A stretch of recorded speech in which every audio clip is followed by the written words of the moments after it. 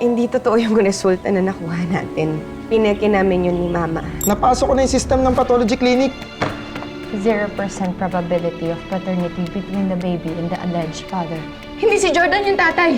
Dudukutin mo uli si Christy? Ilalayo mo siya sa asawa niya at sa anak niya?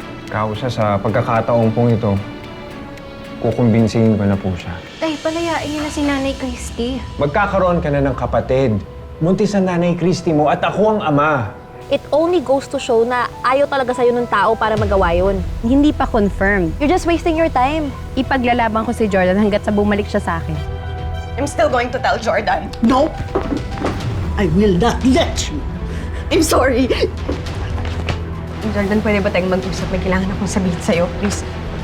Wait, babe. Ano yan? Christy? Ma! Dali niyo sa kwarto si Mama, please.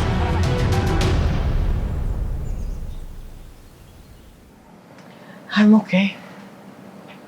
I'm okay. Nakalimutan ko lang na inumin yung maintenance ko kaya medyo tumaas ang BP ko. Ma, pinatawag ko pa rin si Doc Villanueva. Para sigurado tayo, mahirap na, puso yan. Thank you. Thank you, Jordan. Babe, maiwan ko muna kayo ni Mama dito. May pag-uusapan na kami ni Jeff. Sige, babe. Ma, pahinga ka ha. Yes. Thank you. Christy, stay here. I need you here.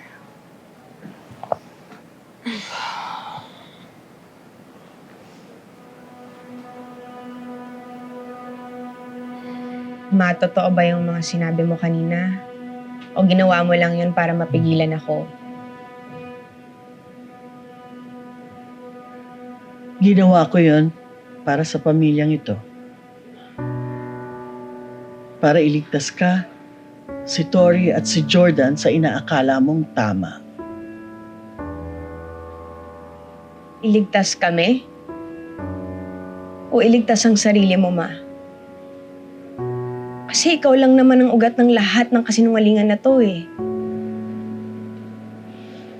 Okay. Okay.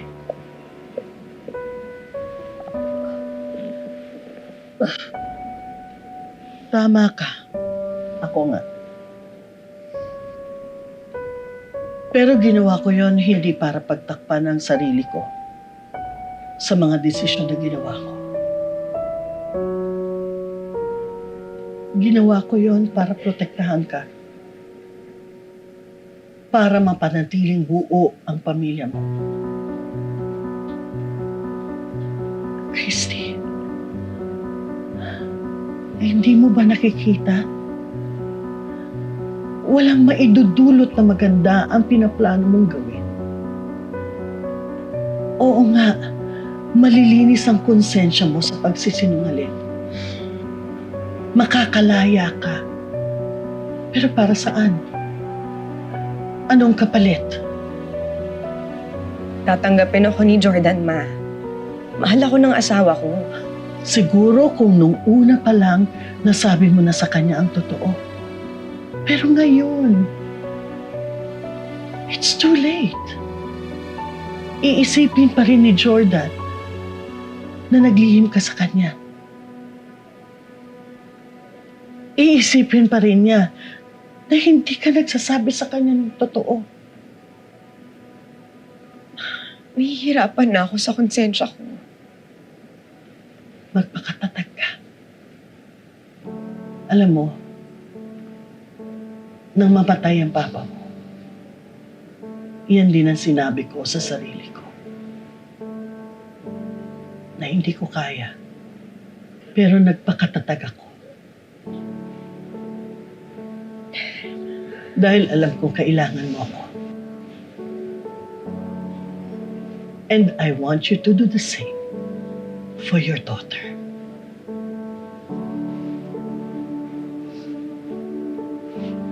Kailangan ni Tori at ng batang dinadala mo ng isang pamilya. Kailangan nila ng strong and reliable parents na hindi maghihiwalay.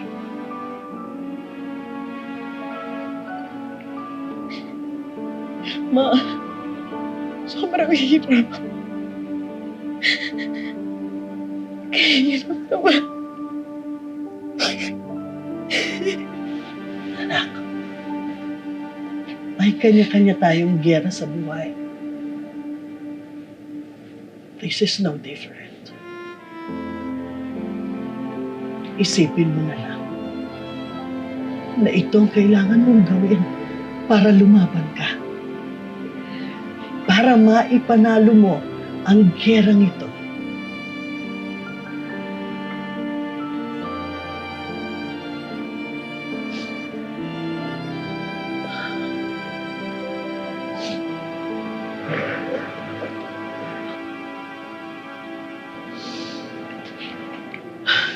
Please be strong.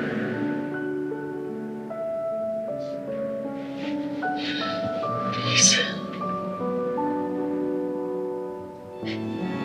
I'll do my best.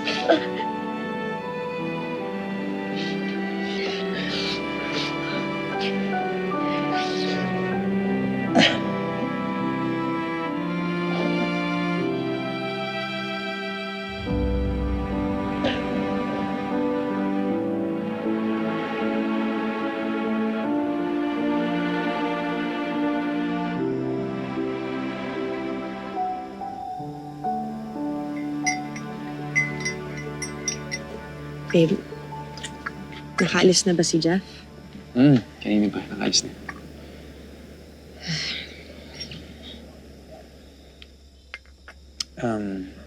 Babe, ano nga pala yung sasabihin mo dapat sa akin kanina bago sumikip yung dibdib ni Mama? Jordan, mahal na mahal kita. Babe, mukhang bothered ka kanina. And it seemed urgent. Ano yun? I was just afraid. Yun lang. Afraid of what? Of this. Of our future. Iniisip ko lang, babe. Kailan kaya tayo magkakaroon ng katahimikan? Kasi kahit sabihin mong okay na ang lahat, hindi pa rin talaga maalis sa isip ko yung banta na baka bumalik yung si Leon o si Shaira para guluhin tayo.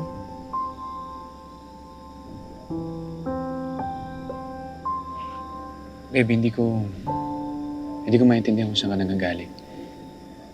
Kasi hindi ikaw yung dinukot o nawalan ng halos 5 taon sa buhay mo.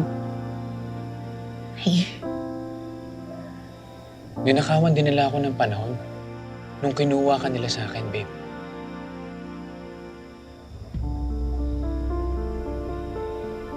sorry. I'm so sorry. I'm sorry, babe. Sorry. Ganito lang yan, Christy. Meron tayong 2 choices. Ang magpatalo sa kanila o ang lumaban sa pamamagitan ng move on. Hindi nila tayo magigiba ngayon. Kahit subukan pa tayo ng tadhana. Lalo na ngayon na magkaka-baby na tayo ulit. Magiging mas malakas tayo na pamilyang buo. Kahit anong problema o kahit anong pagsubok ang dumating ngayon, haharapin natin lahat yan as one. Kaya kung ano man yung mga inaalala mo, alisin mo na yan. Hindi yan makakatulong sa'yo, babe. Palayain mo na ang sarili mo sa mga takot na resulta na nangyari sa'yo noon. Huwag mo idamay ang ngayon. Lalong-lalo ng bukas, ha? Magtiwala ka lang sa akin.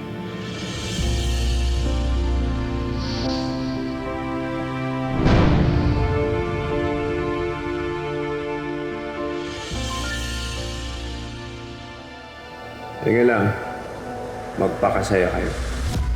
Malapit na ang katapusan ng maliligayan niyong araw.